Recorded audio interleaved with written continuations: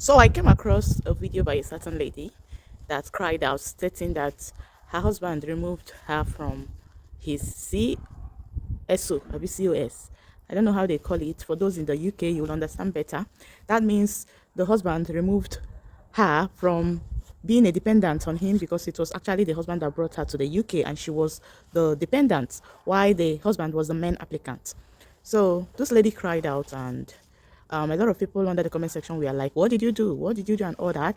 So after that, I came across a certain live stream where this lady's husband was present and the lady as well was present. People were, asking him his own side of the story, and he was busy explaining everything that happened. From his explanation, I noticed that this one was so focused on what this woman did and said to him. So according to the man, he said that he lived in Europe. After spending time in some of the European countries, trying to survive and all that, it wasn't forthcoming. He decided to go back to Nigeria.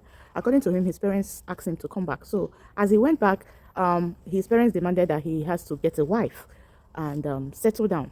So the mother somehow connected her to a certain lady, which is this lady. So according to him, after meeting the girl, it was not even up to 2 weeks, he went and paid her bride price. And according to him, he also mentioned that when he wanted to pay for her bride price, that the lady demanded for him to buy a certain dress, which was expensive, and she insisted that the guy must buy the dress, despite the fact that the dress was expensive, and that was the first red flag for him. After seeing that, he still went ahead to pay the girl's bride price and finally got married to the girl. So after that, he also went ahead to take the lady to the UK. And according to him, when they first landed in UK, the lady was like, thank God I'm now in UK. I'm not ever going back to Nigeria in the next 10 years. So these are the points this man was raising. To be honest, that part that he said, the girl said that thank God she's in UK, that in the next 10 years she will never go back to Nigeria. I think that's a normal thing. There are a lot of people, even back in Nigeria, that always say that once I leave this country, nothing will ever bring me back and all that. That's a normal thing. But you all can see that this man took it so personal and took it to heart and was not saying it. As if that one is not enough, there was also a place he also mentioned that the girl also told him that they don't need him, that UK government will take care of her and her child. Yeah, he also mentioned that. So I'm someone that focus on reading the line in between. Okay, you claimed all this and you never mentioned where you also went wrong. You never mentioned what you said to this girl that made her say that to you. You never mentioned that you were actually taking her salary. You never mentioned that you were beating her. As in, there are a lot of things that are missing. I know that a lot of people listen to the guy's side of the story. They were busy crucifying the woman without asking questions. I am the kind of person that always asks questions. What happened? Before that woman said that, what did you say to her? What did you do to her? And when I heard the girl's side of the story, when she mentioned that this man used to put hand on her, I was like, that's it. And you don't expect this girl to keep calm when you put your hand on her. She will tell you things that are unimaginable. Of course, she will do anything just to hurt you, because you hurt her first by laying your hand on her. So from the whole thing, you can see that the only problem was that this lady demanded that you give her her salary. Instead of you taking her salary, how can she be working and you'll be taking her salary and be giving her just transport fare? It's so unfair. I know that the guy also mentioned that he has a lot of bills that he was paying because they borrowed money to process their papers down to the UK, that he was paying off those money that he borrowed. Yeah, I understand. But you don't need to go about it the way you went about it. Yes, you are paying for the money you borrowed to, process you guys' papers down to the UK. This is something you would have actually discussed with her and allow her to, give you the amount that she can give you to support you in order to pay the money you borrowed. You don't have to go about it the way you went about it. And when she started demanding for her salary, you became aggressive. You started beating her. The three things that a woman needs: care, communication, and clarity. CCC. With these three things, a woman can give you the word. Once you are able to establish care, communication, effective communication, and then clarity, a woman needs clarity. She needs assurance. That is the only thing. And she is ready to give you the whole world. She's even ready to be submitting her salary to you with these three things. But most times you men think it's about control, it's about manipulations. No, you cannot force a woman to respect you when you are trying to control her, when you are trying to manipulate your way. No, that is why I keep saying that submission is earned. Submission is not something you force. Submission is something you earn. And the only way for you to earn that submission from a woman is by caring for her, effective communication, and clarity. And you can have everything you want from her. It's very simple. But once you start with, showing your ego, being manipulative and trying to control her, you've lost her. You've lost her, and you've lost out on a lot of things. It will not work. You cannot be putting your hand on a woman and you expect her not to, say mean things to you. Our power is in our mouth. Since we don't have that physical strength to, fight you and, also challenge you, we use our mouth. So the man coming out to mention all the main things the woman said to him without him actually telling us that he always put his hand on her doesn't make any sense. Now, you people can see why this lady said those main things to him. Because that is her own weapon of defense. Yeah? So when I saw that, I read in between the lines. And not just only that, this man is so aggressive. Even in that live stream, the way he was sounding, how rude he was, even the people that are coordinating the live stream were trying to calm him down, he was still, raising his voice and being aggressive. You can imagine a man that cannot control himself in public like that. You can imagine what this lady faced behind the closed doors. As in, just listening to the man speak and how aggressive he was all that I needed. Because the way he was sounding, I was like, oh, only God knows the pepper where this woman see inside. And again, another thing I noticed that the whole marriage thing was just something that was sponsored by the man's parents. Because he kept mentioning, my parents said this, my parents said that. He mentioned that his parents were the ones sponsoring them in the UK, that his dad helped him to pay for the car he bought. A lot of things were just not right. Yeah, to be honest, this man has no business in getting married in the first place. Yeah, you lived in Europe so many years, you went back home, you knew very well that you were not financially, capable to start up a family. Yeah, and again, Igbo parents. Yeah, let me say Igbo parents because that's where I come from, and I know this is common in where I come from. Can we just stop this thing we always do? Always trying to get a wife for your sons that you know that is not ready, financially ready, mentally ready, physically ready for having a wife and having a family. Can we just stop this? Because this is so common. Once you people see that your son is of age, the only thing that you think of is getting a wife for him.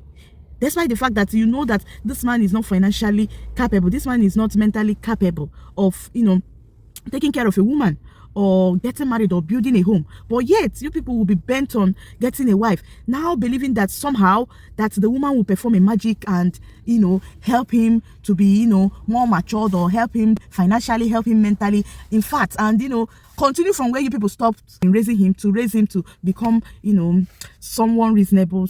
A son that you did not raise well. Now, all of a sudden, you people somehow want the woman to perform the magic and now be the one to raise him well. Because a lot of times, these badly behaved men, their parents, their family, they know how badly behaved their sons are. But yet, they will want to, somehow give him a woman and now expect the woman to perform the magic.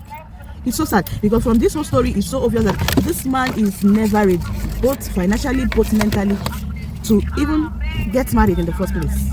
Because he kept saying, my father did, my mother said this, my this. That means the whole relationship was somehow based on his parents. And it seems like his parents has an upper hand in whatever that is going on in the marriage, which I also sense is part of the things that contributed to the problem that he was having with the wife. Yeah, so it's so sad, but I have to say that most Igbo men are on this same table. You just want to force control on your wife. It doesn't work that way. It can never work. If you think it's all about forcing control, being manipulative, it will never work. And honestly, I love the women of this generation. They are not like our mothers. Yeah. So you people have to start on learning all those nonsense you people have learned. If not, just stay single. Don't even bother getting married. Just stay single and stay your lane. Yeah. Because if you think you will still carry this character and then marry the girls of this generation, you go hear them. Because those girls are not even ready. They are not ready to take your nonsense anymore. So the earlier you guys start on learning some certain things and being more responsible and being more accountable for your actions, the better for all of us. And other people, I just don't understand this. Some of my gender, I don't just understand you people. I can understand men who supporting their fellow men, because 80% of men are like that. Yeah, there's only few that are good. So if men are supporting their fellow men, I will understand. But the people I don't understand is my gender. Those of you that are always too quick to condemn and bash women that always come out to cry out about the abuse they're facing in their homes, they are the ones that I don't understand.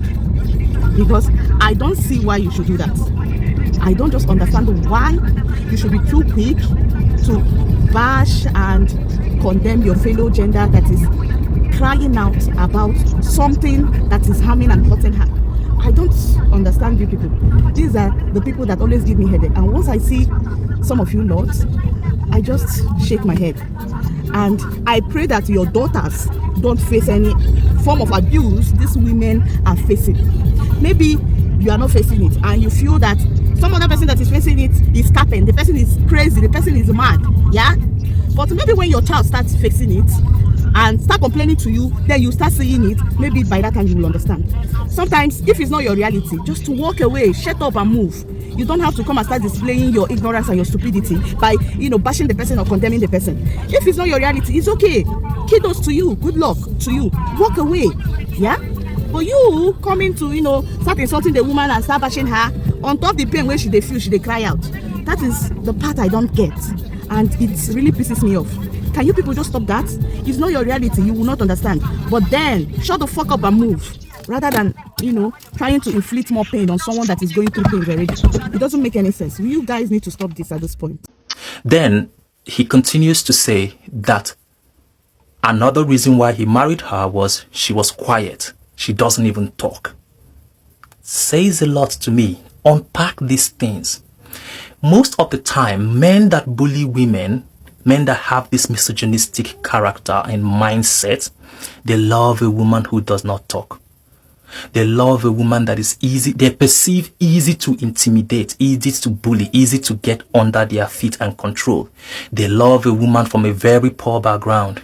The reason why they love someone from a poor background is they want someone that when their character begins to show, there will be nobody to speak for that person and challenge them.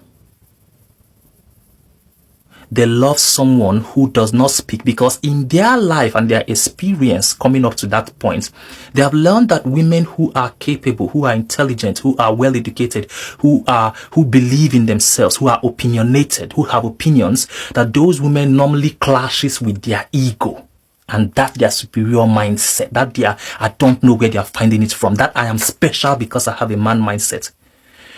So they tend to avoid women with ability, with confidence, and they look out for someone that, she does not talk.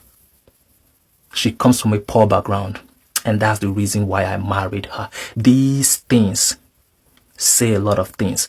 Unpack these things. And also, he said that the first time they had problem was he needed to buy a car so he would get to work, and he took her money without her consent, and that was why she started to flare up and throw up attitude and started shouting at her. I do not doubt that she shouted at her, but I don't think that was the first time. Why? From the lady's story, she mentioned the same incident, but it wasn't the first time. First salary, he took it, everything. Second salary, took everything. Third salary, took everything. Before even mentioning buying the car. Okay, so what that says is why I tend to believe the lady is, when she got a job, the first thing he did was to open a joint account for her. So her first salary account is a joint account, giving you easy access to the money, and that's why you can move it easily. It's not a good sign. It's not.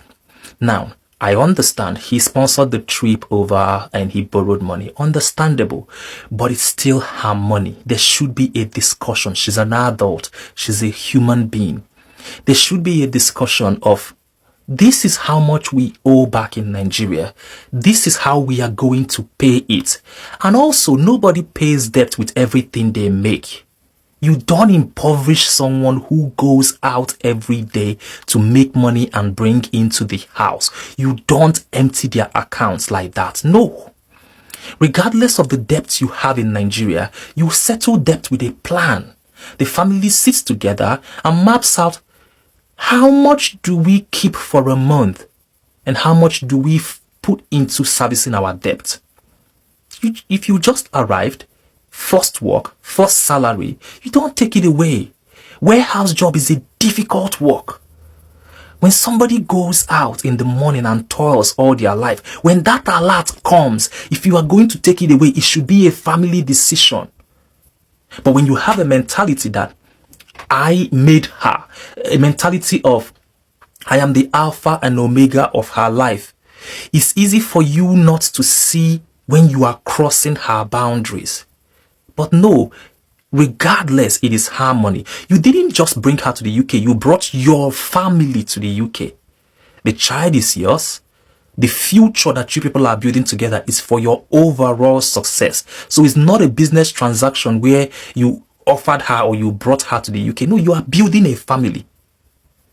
So you don't impoverish your wife after going out in the cold in the UK and working throughout the week, throughout the month, then comes back home and somebody accesses joint account and you transfer and leave her transport fare without explanation. No, that is wrong.